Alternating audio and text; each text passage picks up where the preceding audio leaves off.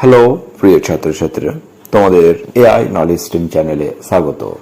আজকের আলোচনার বিষয় হচ্ছে নবম শ্রেণীর ইতিহাসের একটি ষষ্ঠ অধ্যায়ের একটি 4 মার্কের প্রশ্ন উত্তর। প্রশ্নটি হচ্ছে, দ্বিতীয় বিশ্বযুদ্ধের সময় জার্মানি কেন রাশিয়া আক্রমণ করে? অথবা প্রশ্নটা এভাবে আসতে পারে, দ্বিতীয় বিশ্বযুদ্ধের সময় হিটলার কেন রাশিয়া আক্রমণ করে? অথবা অপারেশন বারবারোসা কি? টিকা আকারে আসতে পারে। তো উত্তরটি আলোচনা করা যাক। উত্তর আলোচনা করার আগে অবশ্যই আমি তোমাদের অনুরোধ করব, তোমরা যদি এরপরে ভিডিওগুলো পেতে চাও তাহলে অবশ্যই চ্যানেলটি সাবস্ক্রাইব ও লাইক বাটনে লাইক করে দিও। তো চলো শুরু করা যাক।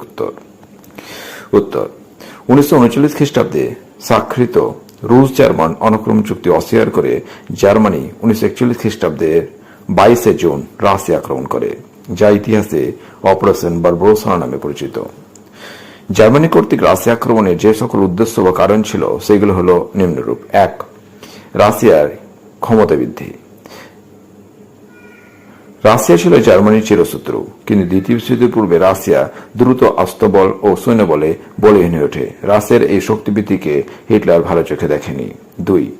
সমাজতান্ত্রিক মতদর্শগত বিরোধ হিটলারকে রাশিয়া বিরোধী করে তোলে, কেন রাশিয়া সমাজতান্ত্রিক মতদর্শ বিশ্বাসী ছিল, অপরদিকে জার্মানি একনায়কতন্ত্রের শাসন ব্যবস্থায় বিশ্বাসী ছিল। 3 নম্বর পয়েন্ট, অর্থনৈতিক কারণ।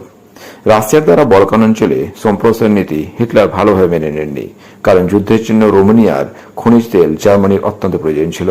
এছাড়া রাশিয়ার জয় করে তিনি ইউক্রেনের গম ও বাকুর তৈল খনি ব্যবহার করতে চেয়েছিল। 4. রাশিয়া আক্রমণের সম্ভাবনা। শক্তিশালী রাশিয়ার দ্বারা জার্মান আক্রান্ত হওয়ার আগেই রাশিয়াকে ধ্বংস করতে চেয়েছিল। 5. এছাড়া অন্যান্য কারণগুলোর মধ্যে 1. পূর্ব ইউরোপে জার্মান আধিপত্য প্রসার ঘটানো। 2. পূর্ব সীমান্তে অবস্থিত জার্মান বাহিনীকে ইংল্যান্ডের বিরুদ্ধে ব্যবহার করা প্রভৃতি। এছাড়াও আরো অন্যান্য কারণ ছিল, কিন্তু এই যে 5টা কারণ লিখলেই তোমাদের যথেষ্ট 4 মার্কের জন্য। উপসংহারটা তোমরা এইভাবে লিখতে পারো। সুতরাং হিটলার একাধিক উদ্দেশ্যে জার্মানিকে আক্রমণ করেছিল, কিন্তু তার এই আক্রমণের ফলাফল তার পক্ষে ভালো হয়নি।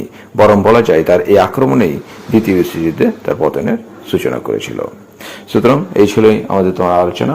অবশ্যই তোমরা এটা খাতায় লিখে বাড়িতে ভালোভাবে প্র্যাকটিস করতে পারো। Thank you.